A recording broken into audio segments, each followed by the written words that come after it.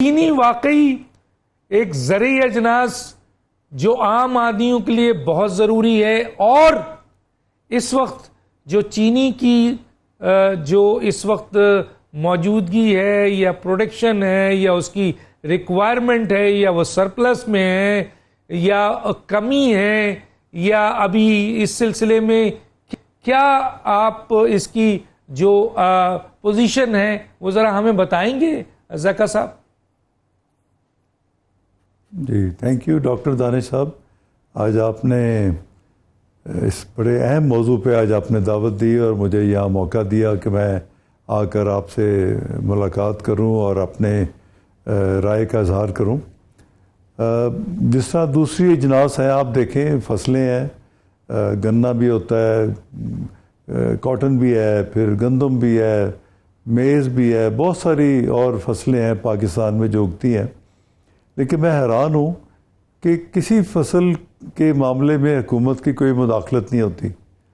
وہ چینی ایک ایسی چیز ہے کہ وہ اس کے جو گنے کی پیداوار ہونے تک، اس کی جو سیل ہوتی ہے، اس پہ سی پی آر ایشو ہوتی ہے، اس کے اوپر ایک کمشنر بیٹھا ہوا ہے ہر صوبے میں جو جا کے اس کو چیک کرتا ہے کہ کیا ریٹ دیا ہے، کم دیا ہے، پورا دیا ہے، وزن صحیح ہے، بہت ساری چیزیں ہیں. لیکن کسی اور فصل میں دیکھیں جو گورنمنٹ گندم کے بھی رکھتی ہے، دوسری فصلوں میں بھی رکھتی ہے، جب وہ گندم کی پروکیورمنٹ شروع ہوتی ہے تو کچھ عرصہ کے لیے حکومت بیچ میں انوالو ہوتی ہے، پھر حکومت چلی جاتی ہے، اور وہ جو گندم کی پرچیز اور سیل ہے اس میں ساری مڈل مین اور جتنے جو دوسرے لوگ ہیں وہ گھساتے ہیں، اور جو مارکیٹ فورسز ہیں اس کا فیصلہ کرتی ہیں. لیکن وہاں تو کوئی کسی چیز کی نہیں ہوتی. میز لے لیں آپ، کاٹن لے لیں، اس میں بھی کوئی گورنمنٹ کی نہیں ہے، اس کو تو لنک کیا ہوا انٹرنیشنل مارکیٹ سے. ہمیں سمجھ نہیں آتی کہ ہم جہاں 10-12 بلین ارب 10-12 ارب روپیہ لگا کے مل لگاتے ہیں، اس لگانے کا ہمیں کیا اس کا ملتا ہے؟ گنا آنے تک گورنمنٹ اس پہ کنٹرول کرتی ہے، سی پی آر اور پرائس فکس کرتی ہے. جب وہ گنا مل میں جاتا ہے تو چینی کے اوپر پھر گورنمنٹ آ جاتی ہے کہ جی اس قیمت سے اوپر نہیں جانے دینی. پھر دوسری طرف جائیں تو جو ویجز ہیں ان کو گورنمنٹ کرتی ہے. اس کے علاوہ اگر آپ دیکھیں تو تمام جتنی اور گنے کے ساتھ ساتھ ویجز اور ڈیوٹیز اور امپورٹ ڈیوٹیز اور کیمیکلز اور سب ہر چیز حکومت کے ہاتھ میں ہے. اور پھر اینڈ میں جو انٹرپرینور ہے اس کے ہاتھ میں کیا رہ گیا کہ وہ خالی انویسٹ کرے اور باقی جو فیصلے ہیں وہ تو حکومت نے کرنے ہیں. تو بزنس مین نے کیا فیصلہ کرنا ہے؟ ایک کاروباری آدمی ہے جو اس ملک میں انویسٹمنٹ کرتا ہے، اس کو آپ کم از کم ایک فری ہینڈ دیں، فری اس کو ہونا چاہیے تاکہ وہ اپنی مرضی سے جو بھی اس نے آگے کاروبار کرنا ہے اپنے بزنس ڈیسیژن لے. لیکن انفارچونیٹلی یہ سب چیزیں نہیں ہو رہی. اور دوسری طرف آپ دیکھیں اگر گنے کو، تو جو چینی ہے، ریکوری ہے، یہ گنا جو لگتا ہے فصل ہوتی ہے، جو ریکوری ہے وہ کھیت میں پیدا ہوتی ہے. اس کا شوگر مل سے اس سے کوئی تعلق نہیں، ہم اس کو کچھ نہیں کر سکتے. جو کسان ورائٹیز لگائے گا، جو اس میں گنا لگے گا، اس کے اوپر ریکوری نکلے گی اور وہی جس مل کو دے گا اس کا ایڈوانٹیج اس کو اس پہ ملے گا. لیکن بڑی میں تو کہتا ہوں کہ ادھر سے حکومت کہتی ہے جب کوئی انویسٹمنٹ کرے، جو انویسٹمنٹ کرتے ہیں ان کو آپ انکریج بھی نہیں کرتے.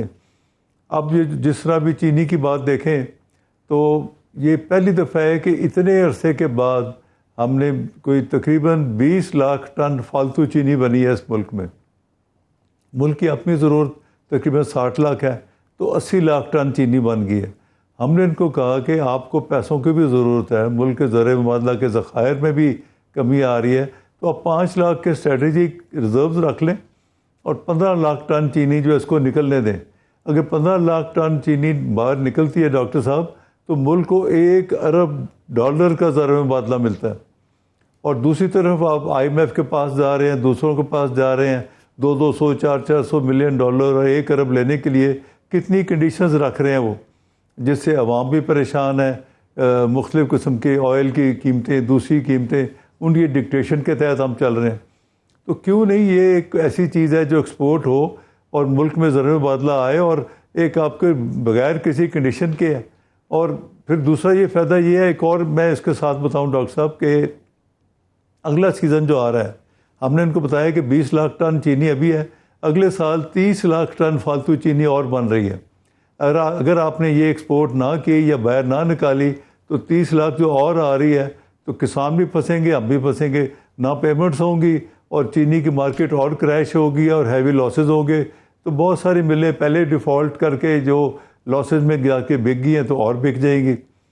دوسری اس کے ساتھ ایک اور چیز ہے کہ دنیا کے جو ممالک ہیں وہ بڑے اگریسو اور ایک بزنس ڈیسیژن لیتے ہیں.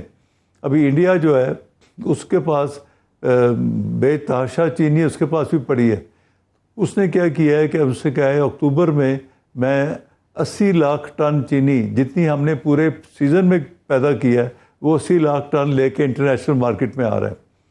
تو جب انڈیا کی 80 لاکھ آئے گی، برازیل کی بھی چینی آ رہی ہے وہ بھی آ جائے گی، تو چینی تو بہت نیچے چلی جائے گی.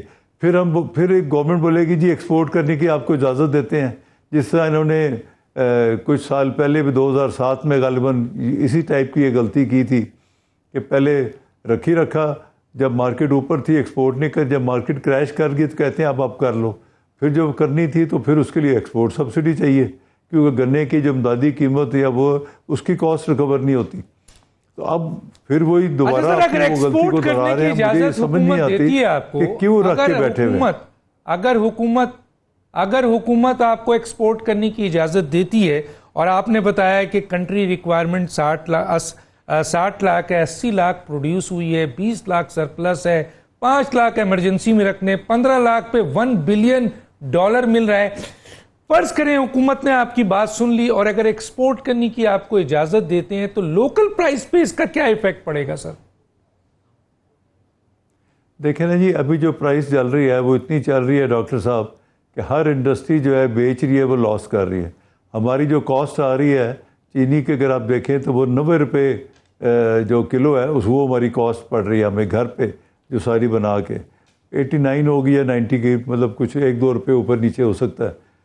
تو ہم تو چاہتے ہیں کہ ہم بریک ایون کریں. ہم یہ نہیں کہہ رہے کہ ہم نے کوئی بڑے ونڈ فال پروفٹ بنانے ہیں.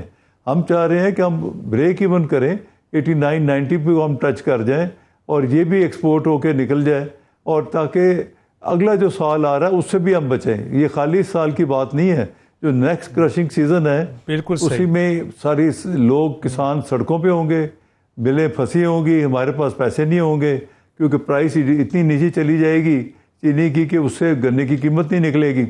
اور دوسری چیز ہے کہ ابھی نیکسٹ ایئر جو آ رہا ہے گورنمنٹ کا الیکشن ایئر ہے، انہوں نے پھر کہنا ہے کہ جی ہم گنے کی امدادی قیمت بڑھائیں تاکہ ہمارے ووٹر بھی خوش ہوں. لیکن ووٹر کو خوش کرنا ہے، سب کو خوش کرنا ہے، لیکن ہم کدھر جائیں؟